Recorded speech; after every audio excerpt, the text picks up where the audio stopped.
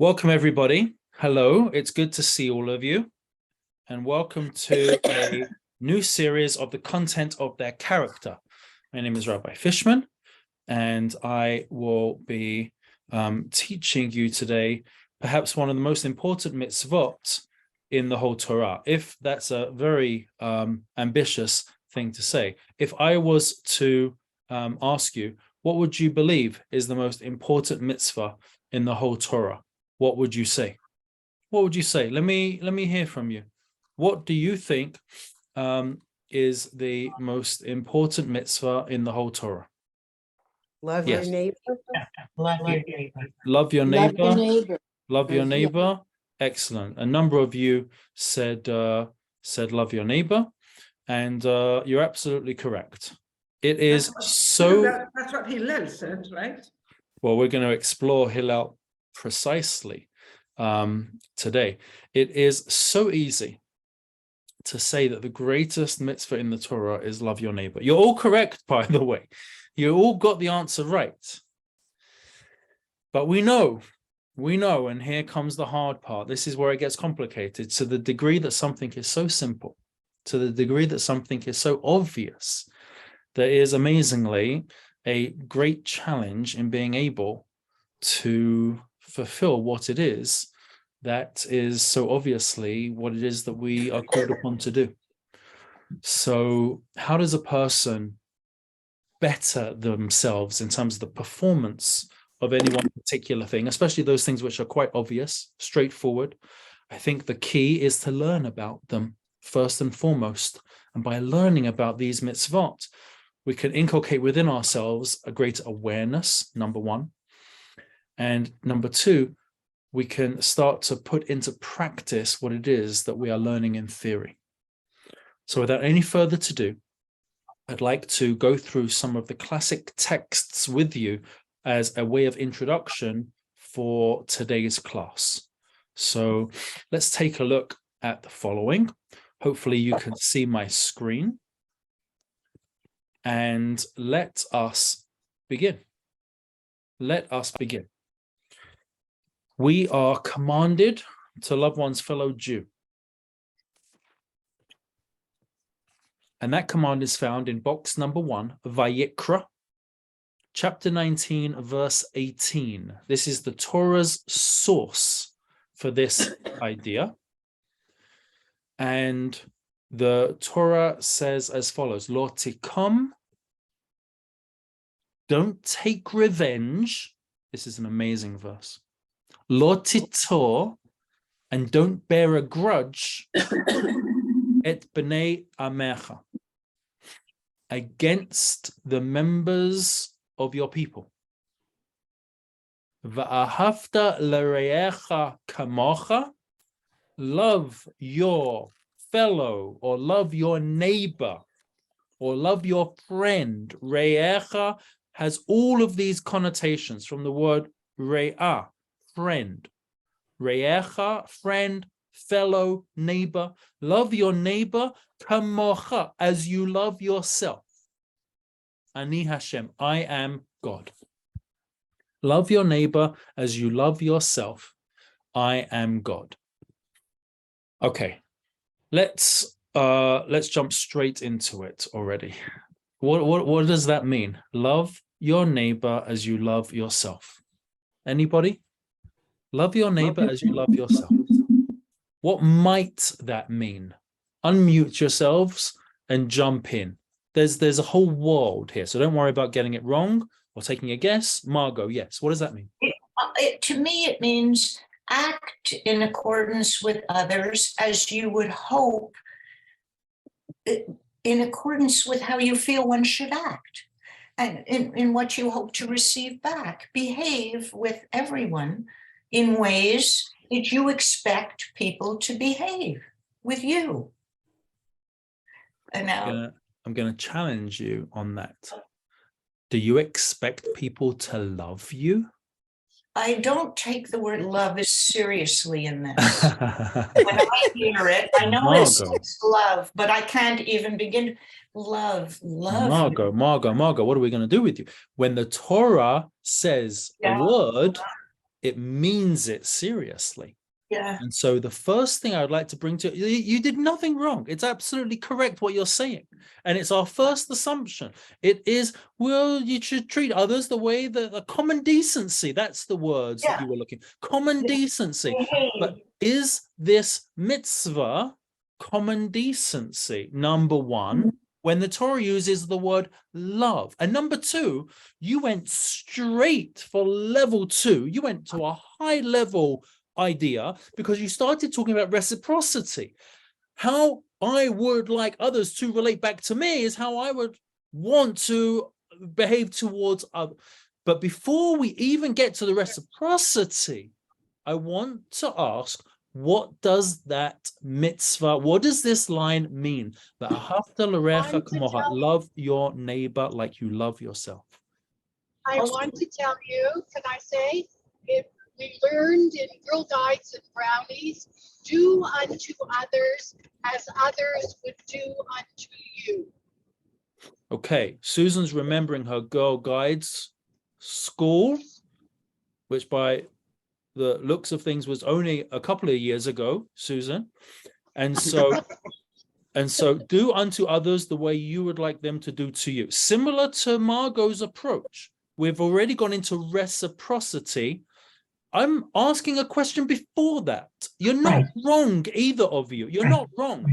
But I'm asking a prior question. What does it mean, love your neighbor? Let's start there. There's a few hands. Gina, then Vivian, then Sharon. Yes, 1, 2, 3. Gina, Vivian, Sharon. Yes, Gina. So, I mean, on the surface, I mean, if one assumes that one treats oneself well, I will treat others as I treat myself. So there's a very positive bent to it because oftentimes we don't love ourselves, but that's a whole other piece. So love your neighbor as you love yourself. I think that there's an assumption in the writing of it, you know, in God's words, that one loves oneself, one treats oneself well, and therefore one should treat others with the same kindness. Excellent, excellent. So you are starting with that last word, kamocha, like you love yourself, and you're making quite an astute observation. There's an assumption here that a person loves themselves. Now, it doesn't have to be a narcissistic love. We've all met such individuals, but it doesn't have to be Narcissus, if you remember Greek mythology, staring into the wishing well, seeing his own reflection and falling in love with himself. So it doesn't have to be a narcissistic. I'm not suggesting that. I'm just saying, like, yes. there's this I basic. know you're not. I know you're not. I'm bringing out the point.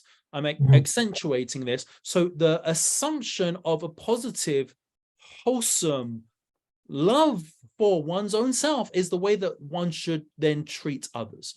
Good. That's a starting point. Vivian, yes.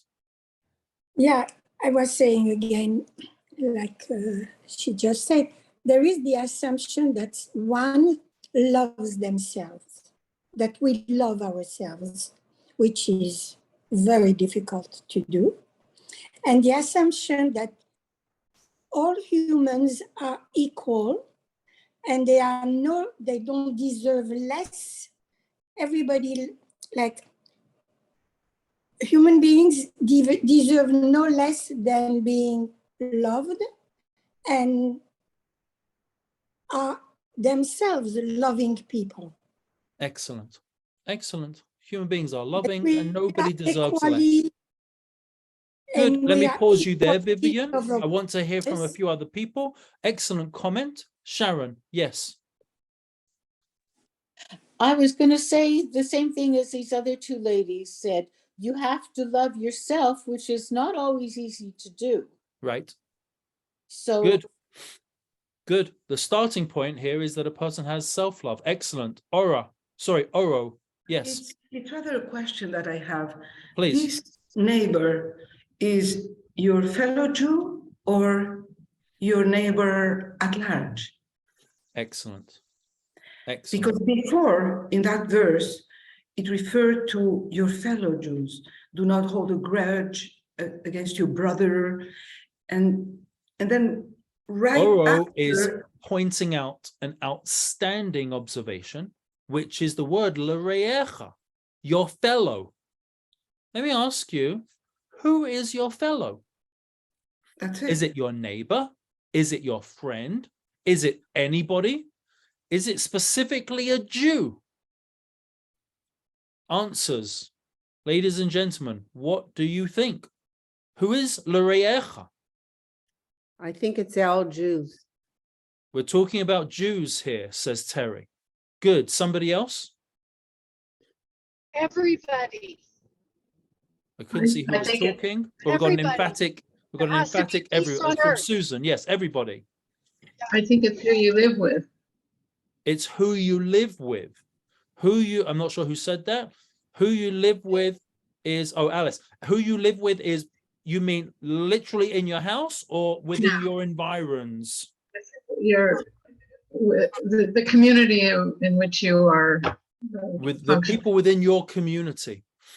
Or Wow, beyond. amazing. I mean, beyond too. It can be beyond also, but who you have a consciousness of. Excellent. People that you're aware of. My goodness, you see how varied the responses are? From Terry to Susan to Alice, just Jews, everybody, to those that you are part of the community with or that you're aware of. Amazing. I Amazing. might change my mind though. You're allowed. At I this think point, it's- you're allowed. Yes, I go on. think What are you it's- thinking I now? think it's, well, I think it's a soul-to-soul connection without all the superficial stuff that blocks loving yourself and loving somebody else. I think it's that we have to connect to another person's soul somehow, to look into Amazing. their eyes and see beneath everything. And Fantastic. then So love is a big deal. Love is not a small, be polite, be cordial, watch your P's and Q's. Love is a deep emotion where you would seemingly want to do everything for the other person, going to the ends of the world, especially if it's kamocha, like you love yourself. By the way, when you love yourself, do we easily forgive ourselves for the mistakes we make?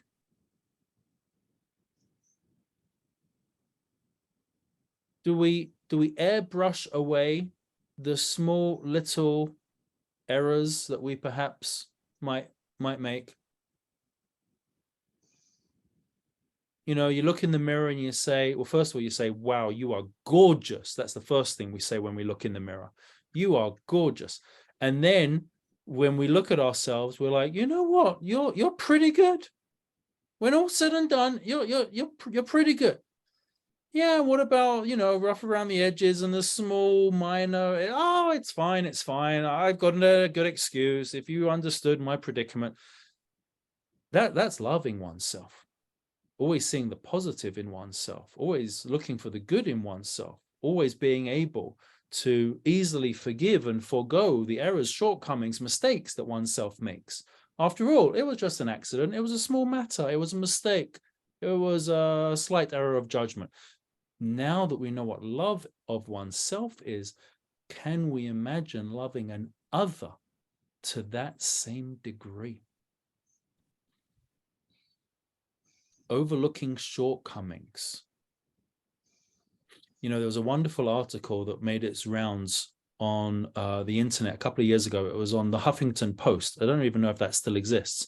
But once upon a time, there was a very popular, it became extremely popular internet newspaper called the Huffington Post.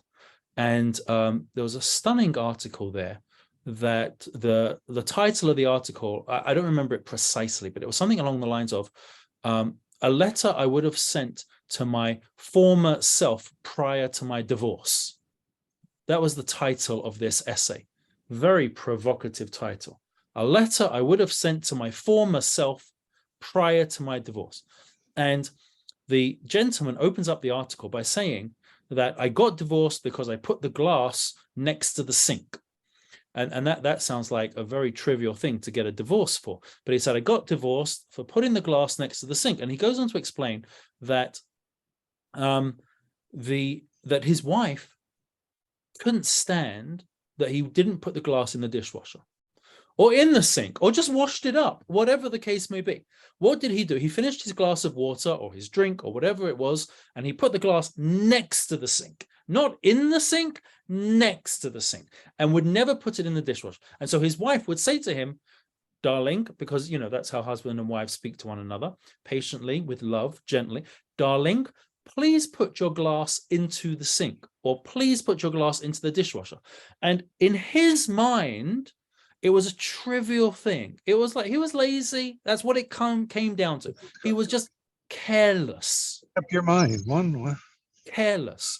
And that's an amazing thing, because what it meant was, in the perception of the wife, is my husband does not care. Hear that word in English, careless. My husband does not care about the things that are important to me. Now, in the big grand scheme of things, putting a glass in the sink or in the dishwasher is not fabulously important. If I'm going to rank what's important in my life, world peace, health, you know, the things that are really important. But for the things that are meaningful, that are significant, you would want to be able to know that my partner, my husband, my wife, my spouse cares, and it is meaningful to them of what it is that is important or of value to me. And he said, and he writes this entire essay. It's fascinating. I'm not getting the title perfectly precise, so if you Google it, it might be somewhat different than I am remembering it. But that's what it means to love another. To love another means that you're going to see what they see as valuable, see what they see as important, and be able to relate to them on that level. I want to go further with you, because there's a lot that we have to get through today. Let's now take a look at source number 2. We're only at the beginning. By the way, this is a 3-part course, okay? I'm going to be dropping breadcrumbs, and I want you to follow me along the path of the breadcrumbs. And as we go, we will learn and we will see, and we'll be able to hopefully develop something very, very beautiful. Okay, so we have, I don't know if you're aware of this, we have in source number 2, a Aramaic translation of the Bible. Are you aware of this? Are you aware of this? In the time of the Mishnah, we are approximately 100 BCE. 100 BCE, the Jewish community, to a large degree, has been living in Babylonia, because it was the Babylonians that destroyed the first temple in 586 BCE and captured many Jews and took them off in chains to Babylon. And Jews who came back to Israel, or Jews who lived in the Babylonian diaspora, spoke a Babylonian dialect. It was a Middle Eastern Jewish version of Babylonian, and it's called Aramaic. Aramaic. Now, amazingly, so common and popular was the Aramaic language as a spoken language that in the times of the Mishnah, 100 BCE approximately, we have an authorized translation of the Torah into Babylonian Aramaic. And Jews would read the Torah in Aramaic. Why? This is very telling. This is a historical aside, but it's interesting. Why? Because their Hebrew wasn't good enough. Their Hebrew wasn't strong enough, and they didn't understand what they were reading. By the way, as much as things change, things stay the same. When you go to shul, what do you open up for the Chumash? A Hebrew English Bible, right? Or maybe French Hebrew Bible. Most of us are looking on the translation side.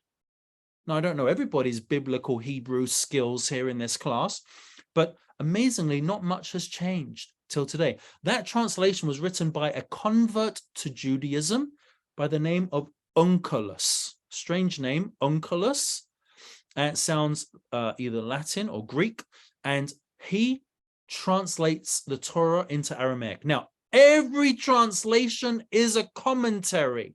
I'll say that again, it's critically important. Every translation is a commentary. Why? Because as soon as another human being is deciding, How do I translate this text? They are making a decision in their mind. What are the nuances of this word? What are the nuances of another word? How should I translate this? They are therefore interpreting the meaning of the original. So every translation is a commentary.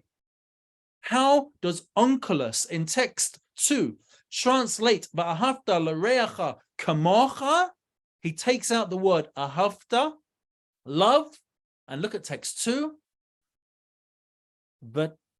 V'rachem lachavercha kavatech. You shall have compassion for your fellow as you have for yourself. Compassion. Amazing.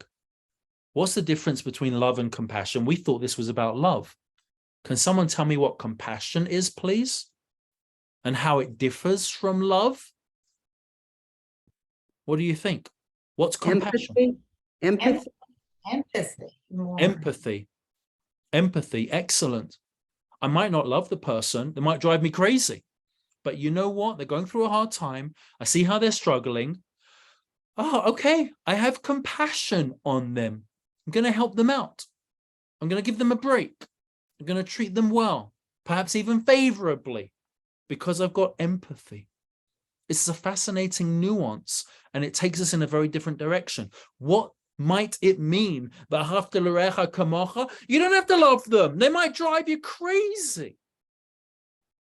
But can you be compassionate towards them? Can you try and search for the good within them? Are you able to work at looking at this relationship as one where they might need your compassion? That changes everything. That changes everything. By the way, I have found that this is a massive paradigm shift for difficult people. When I am introduced to difficult people, I sometimes get at loggerheads with them. I feel like they don't understand me. I feel like they're just out to correct every nuance. You might meet these people. You might know these people. Whatever you do is wrong. It's just difficult. So what's my first response? My gosh, this person is hard work. And then I tell myself, without knowing them even, but in my mind, here's how I frame the individual. Maybe they are the result of their life experiences. Maybe they've had challenges in life. Maybe they're struggling with certain issues right now. Maybe it's quite clear that anger is a part of their life. This is a person that's on edge. This is a person that's getting angry. Perhaps it can elicit from me, it doesn't have to be anger, I'm giving you an example. Perhaps the personality type of the one who is in front of me can elicit from me a sense of compassion. Maybe I am dealing with somebody that has had various challenges, has had various hardships, has had a life of setback, and that has led them to have the personality that they do, or even forget the excuses of what has occurred in their life. Maybe this is just a difficult person. And when I contextualize the individual I'm having a relationship with or conversation with or interaction with as someone that is rubbing me the wrong way, I then am able to say to myself, you know what? Let me be patient with this person. Maybe this person deserves my patience. And it can suddenly change how I relate to them. Thoughts and comments. A few of you had your hands up. Yes. What would you like to say? Oro and Yes. Vivian. Yes. So you said that Onkelos translated into Aramaic, Yes. the Chumash into Aramaic, Yes. because what appears here in the Hebrew is not the same verse that appears above, like from Leviticus, what you quote. It starts the same way, but then it says, Libenei Amecha Vatrachem lachavercha. So where did he take this? Those words I'm highlighting it. Do you see my screen? I've highlighted Yes. those words. Yes. Vat rachem lachavercha kavatach means have compassion on your friend like yourself. He doesn't So use the word love. He uses the word compassion. Okay, but this is in his commentary, This is his or- translation. but the translation was from the Hebrew to Aramaic. Yes. But this is not Aramaic. Yes, it? it's a Hebrew construct of Aramaic. Okay. And my point is that he's changing it from love to compassion. Right, right. Yes. Okay. Good. Okay. Vivian, yes. You unmute. Hang on, I'll unmute you. Yes, go again, Vivian. I unmuted you. I understand that it is a pulsion, like something that comes at first, like from the heart, directly, without the process of analyzing, yes, he deserves, he does not deserve. He hurts, I hurt for him, and I have to do something for him. It's more important than what I think of the situation, or he did it on purpose. He's in need now, I must respond. Excellent. It's beyond analyzing, it's the heart that talks, that's all. Very interesting. Very interesting. Here I am analyzing how compassion allows us to see the person differently, and you're taking compassion as almost a reflex response. Yes. Fascinating. Fascinating. Okay. Very, very interesting. Maybe that speaks to my British analytic perspective and your Moroccan Sephardi background. Maybe this is the difference between why one is analytically understood and the other is just automatic. Okay, fascinating. Let's go on a little bit. We have to go a little bit further. Okay. What about as an all-encompassing principle? Many of you said this. Many of you suggested this. Take a look at the following. This is a midrash sifra, a very ancient interpretation given by Chazal, given by the rabbis of our tradition. This is part B, number 1, sifra. Ba'ahavta l're'echa kamocha. You will love your neighbor as you love yourself. Rabbi Akiva Omer. Rabbi Akiva says, Ze klal gadol b'Torah. This is the most fundamental principle of the entire Torah. Wow. Wow. Now, some of you said this in your introduction. What does loving your neighbor mean? Some of you said it's the overarching idea. Rabbi Akiva comes along and says, this is the fundamental principle of the Torah. Now, I want to explore what this means. I realize now that it's important, but we don't yet know what this means. And that's what I want to keep doing in this class. Let's take a look. I want to go into the Talmud. This is taken from Tractate Shabbat 31a, famous story. You might be familiar with this story. Take a look at the following. I'll read it in the English. There is a story about a Gentile who came before Shammai, one of the famous rabbis of the Mishnah, one of the leading rabbis, and said to him, I will convert to Judaism if you teach me the entire Torah while I stand on one foot. Now, the idea here, if you're not familiar with this passage, is that it's very hard to keep your balance while standing on one foot. I don't know the last time you tried this, but either make sure you're next to a wall or you've got something to hold on to, because when you stand on one foot, it's hard. It's hard to keep your balance. So it's an expression.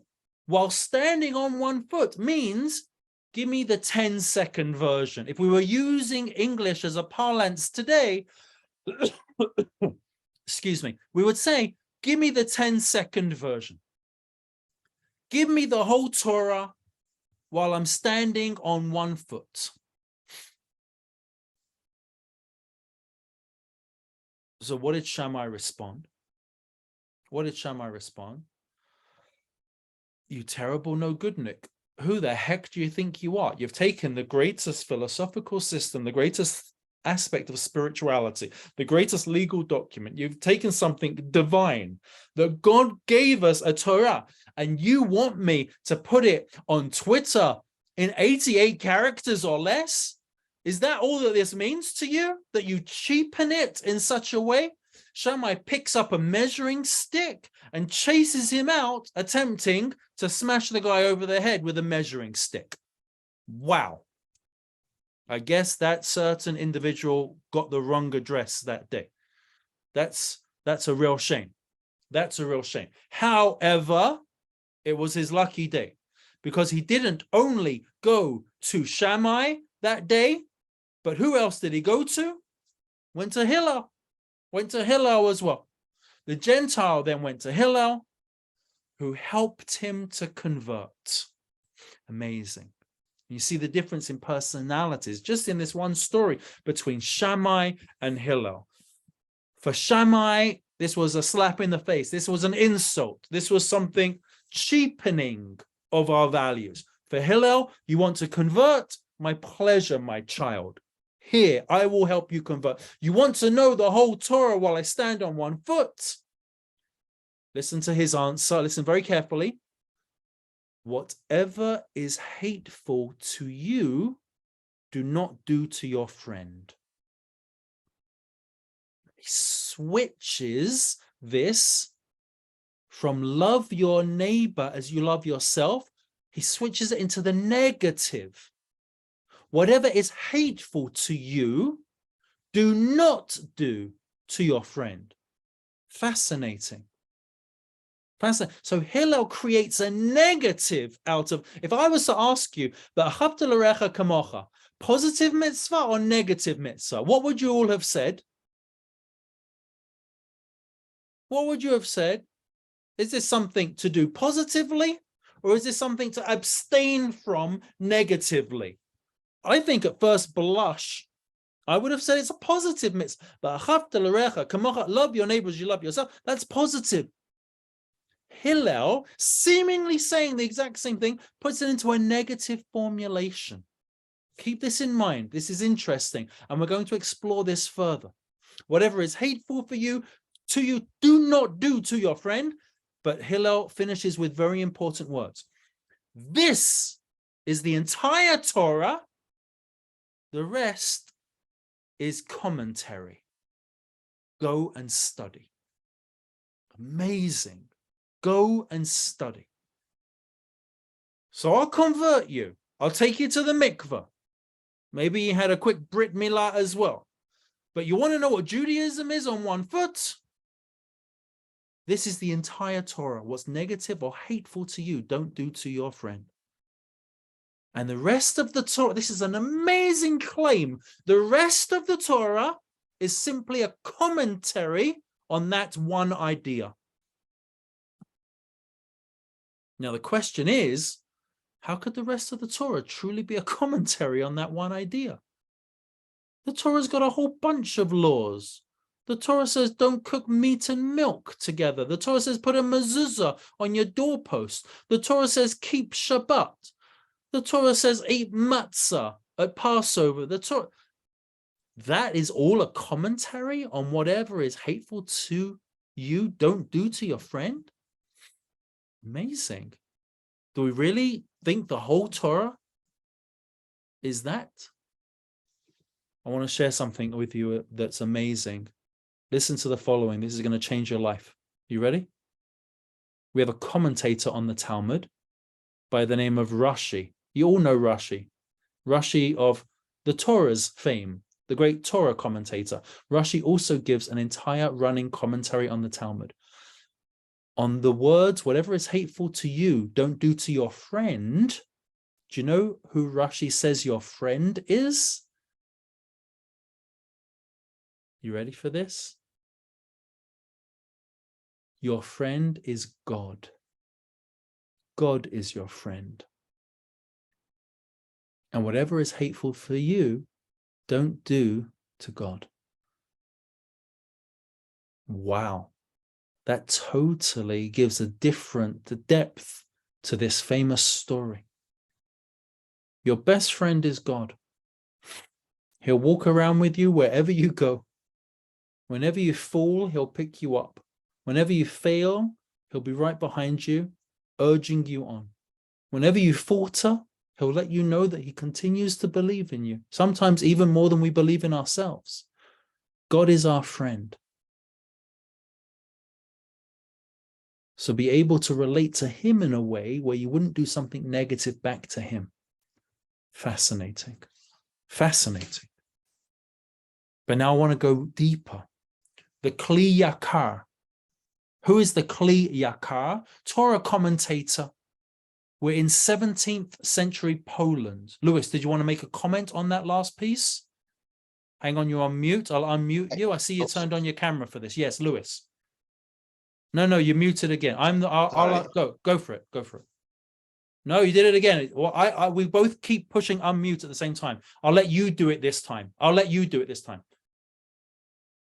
I'm not sure, but I think Shammai would take great offense at Hillel's statement. Who are you to change the wording? Like, it's so audacious. Who does he think he is, this Hillel? I would think Shammai would say. And I sort of think it lowers the bar. Like, not to do something hateful is a lot less demanding. Like, to love your neighbors yourself, like that, it seems to be like oh my God, number. So you've turned it into don't take somebody's parking spot. So I think he, like Shammai would say, you have such chutzpah. Like, who are you to do that? And I think it is a lowering. And I have one other comment, because I am naive. And when you say love your neighbors, you love yourself. I had someone in my acquaintance who I knew decades.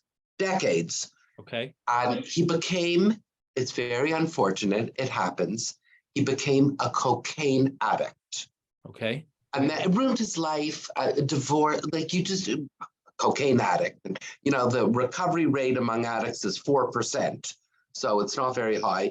And he tried to hide it, like he had a new life, but he never really got over the addiction. And he once told me, in which it shocked me, but I thought how true. He said he reviles himself. He finds himself loathsome. Wow. So not everyone loves themselves. Very important. You certainly can't love some other people if you find yourself loathsome. And I would say, I'd feel compassion for that person. I do. I think it's terrible. But some people hate themselves. I want to respond back with 3 approaches in response to those comments. I'm just making notes. Number 1, lowers the value of V'ahavta l'reacha kamocha. You're absolutely right. We've taken the most loftiest of ideas and we have turned it into, don't take someone else's parking spot. This more is realistic. It's less of a demand. This is the loftiness of love your neighbor as you love yourself. And now it's turned into, don't annoy somebody else. Don't upset somebody. It really, now I want to share with you, you might remember Rabbi Yochanan ben Zakkai is dying and he's on his deathbed. Listen to this, everybody. This is fabulously important. And all of his students are surrounding him. And they say to him, give us a bracha. And they're like, give us like some advice, some teaching. As you're leaving this world, what would be the most uplifting, inspirational message that you can share with us? And he says, I'll give you a blessing. May it be that the way you understand God's will, may it be that you will act in this world as if other people are constantly looking at you. Other people are always watching you. When you act in this world, always act as if you're being watched. And all of the students turn around with this sense of deflation and being dejected. And they're like, oh, that's it. That's the only thing that you can wish upon us. We're speaking lofty matters. You're the greatest rabbi that ever lived. You're about to leave this world. Give us a blessing. Give us life's wisdom. And all you can say is that we should act in response to the way God wants us to act, as if other human beings are always looking at us. What a lowly thing to say. And Rabbi Yochanan, without missing a beat, on his deathbed said, Halabai, if only people would act in this world as if people were always watching them. Because when a person comes to do the wrong thing, they look over their shoulder and make sure no one's around. And when no one's there to see them, that's when they go ahead and do the wrong thing. That's how they should act towards God, towards God's will, towards what it is that God wants of us. We should always act towards God the way we act towards our friends. An amazing insight into human psychology, into the religious life. When a person does something wrong, first, am I alone? Is anyone going to catch me? Is anyone going to find out that I'm doing this? No? Okay, good. So yes, it does lower the level from loving one's fellow to don't do anything negative to them. But halavai, that we could even reach that level, that we wouldn't do anything negative to another human being. My gosh, cancel Yom Kippur. It would be incredible. Could you imagine if we never stepped on anyone's toes, if we never offended anybody's sensibilities, if we didn't do anything negative? Those are the first two comments. And the last comment, one has to love oneself. Absolutely right. We live in a time of self-loathing. And you don't need to have had your life fall apart because of substance abuse in order to not have a healthy self-perspective. And unfortunately, one of the great struggles of the modern era is self-esteem. When a person looks at themselves in the mirror, what would have been obvious and intuitive throughout 33 centuries since the Torah was given, that a person loves themselves, we've come into a post-Freudian world where we live in a world where we look in the mirror and I'm not sure I do love what I see. Look at my faults. Look at my weaknesses.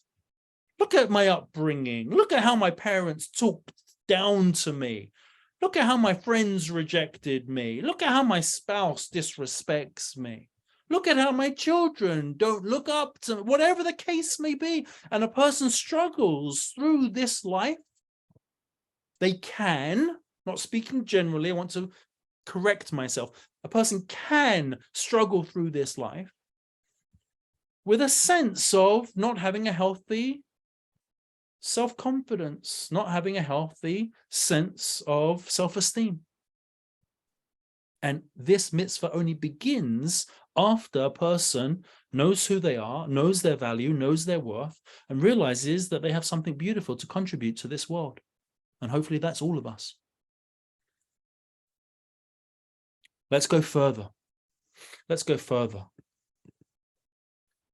Okay. The Kli Yakar, we're in 17th century Poland.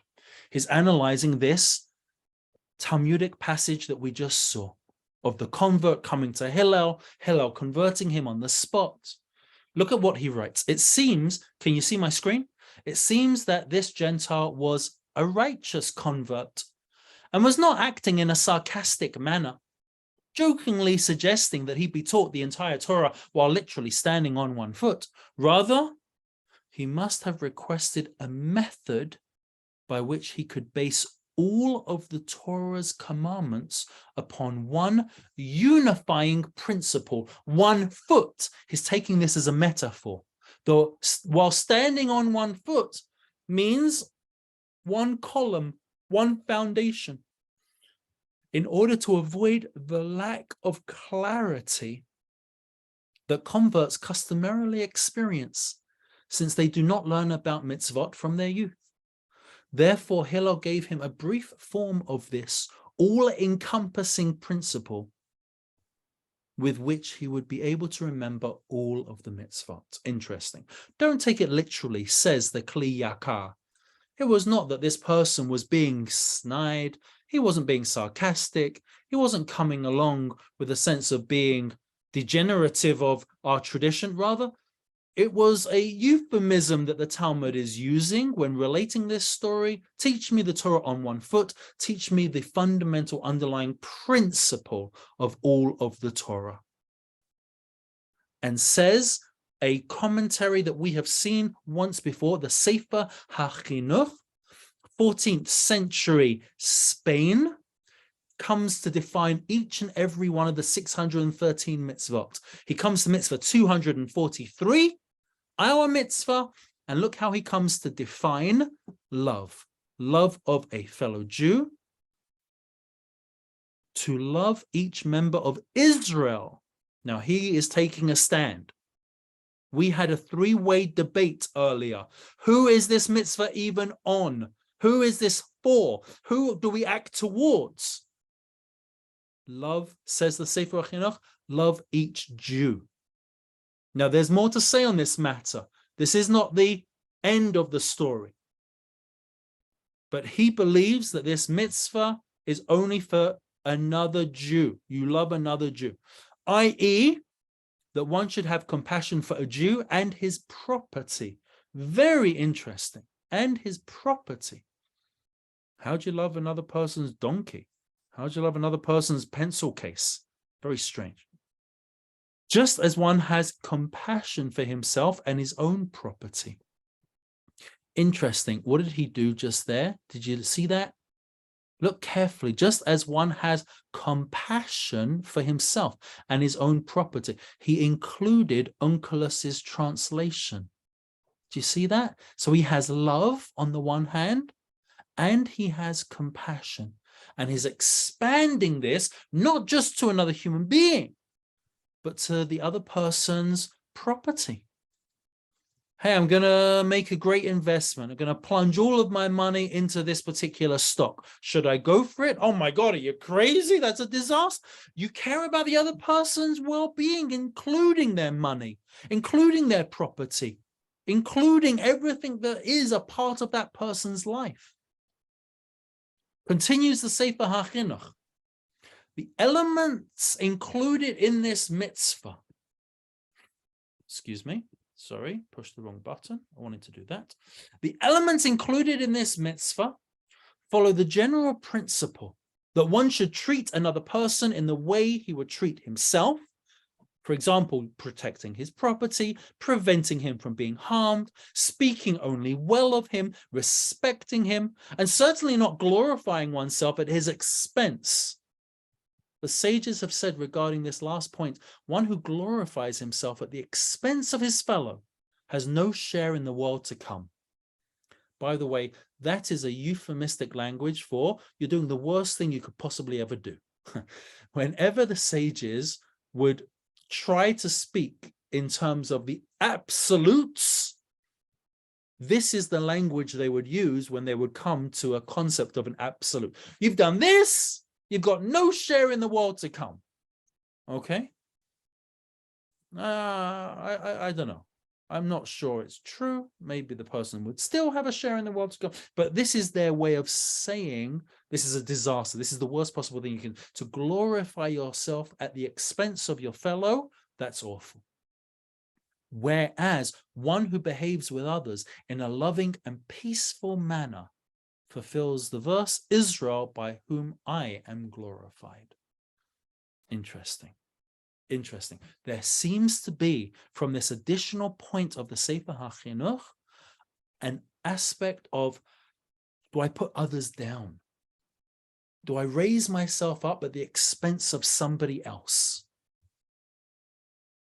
Or am I able to build up others, to raise others, to lift up others? That's the essence of loving a fellow. That you want the best for them. Now, he has a couple of things here. Protect their property, protect them from being harmed, speak only well of them, respect them. You've got negatives as well as positives, and this is what I want to come to here. This is a mitzvah that is so all-encompassing. You should not allow this person's property to be harmed. You should not speak badly of another person. So there are negatives involved in this. And amazingly, by loving a fellow person, a person is actually, finish the sentence, what is a person fulfilling when they fulfill this one particular mitzvah? They are actually fulfilling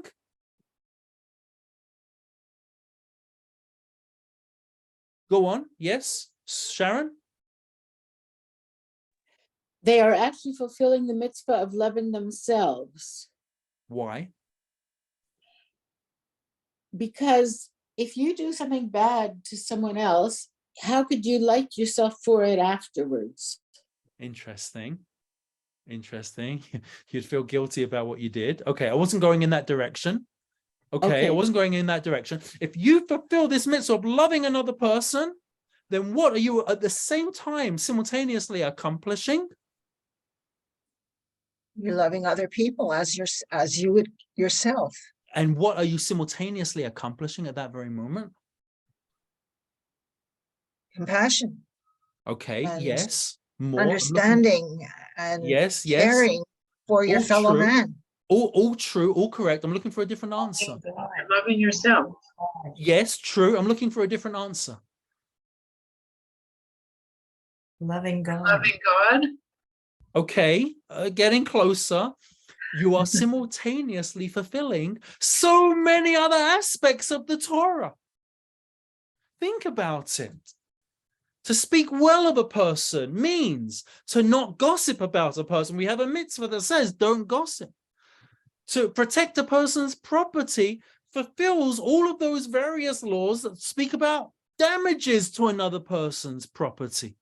To respect a person speaks about all of the laws that speak about not to shame another person, contained in this one singular mitzvah, and how you fulfill it incredibly does indeed accomplish the entire gamut, or so much of the Torah's directives towards us.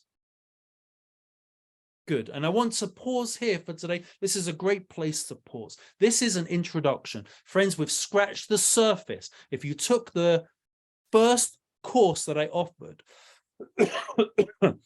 excuse me. If you took the first course that I offered on lies and truth, you know that this is our style. We start just mapping out at the very beginning our definitions. We're getting a picture, but we're going to go deeper and we're going to go deeper.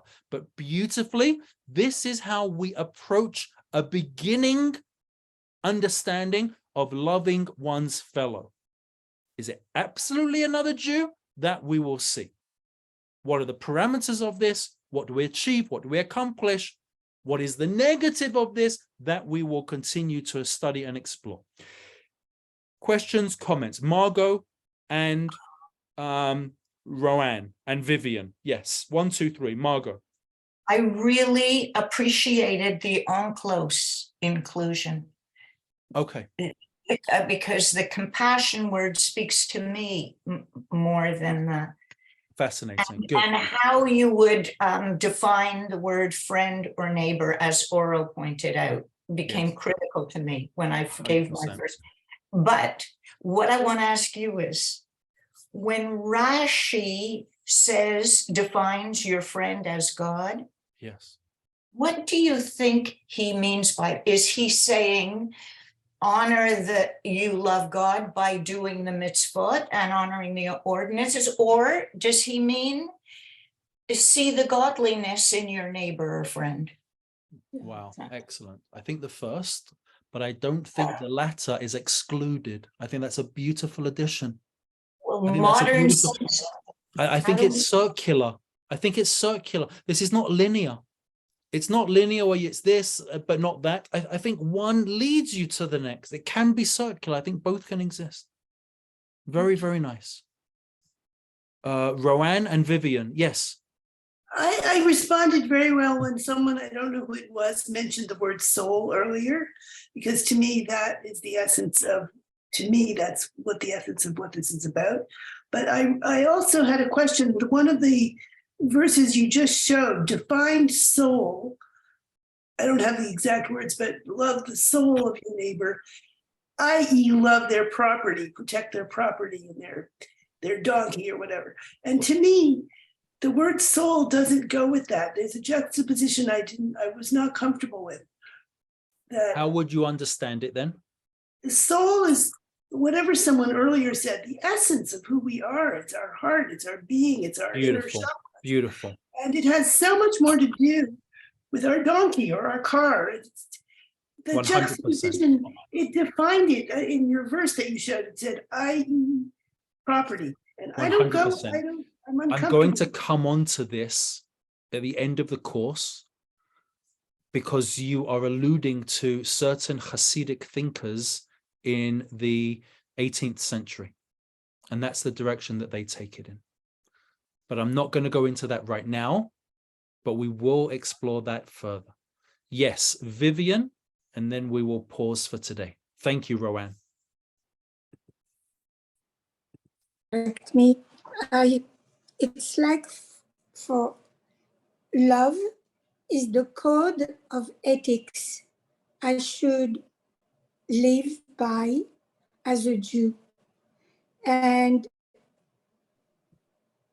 I would say if I should live by that, that means it's my purpose to come on this earth, to have love, to experience love, not only for me, but for others. When I have done that, I believe I am in my sole purpose.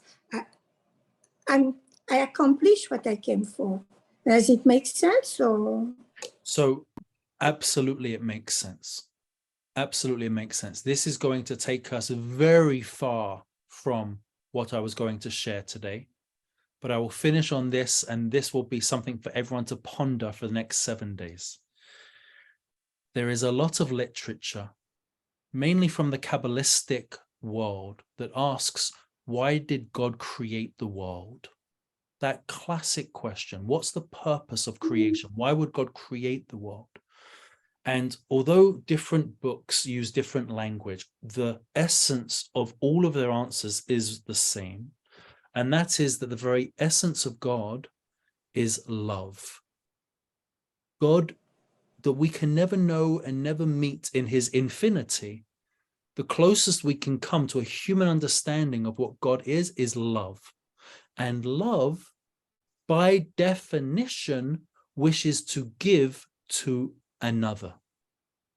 I'll say that again. Love wishes to bestow its goodness onto another.